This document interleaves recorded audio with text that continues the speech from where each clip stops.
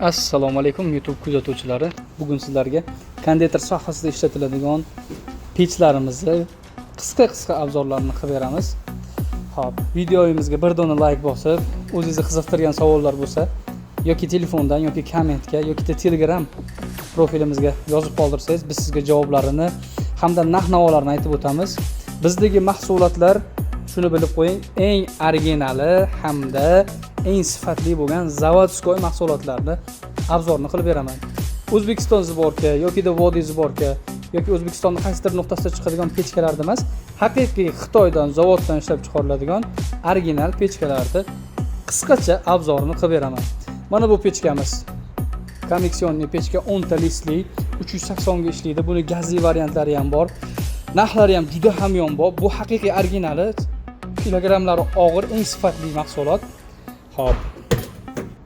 Mana ko'rishingiz mumkin. 10 ta list ketadi. Sifatlari juda ham mustahkam bo'lgan, baquvvat bo'lgan original pechkamiz. Buni gazli varianti ham bor, tukli varianti ham bor. Ya'ni parakamik, ya'ni parli pechka deyiladi. 3 fazaga ishlaydi.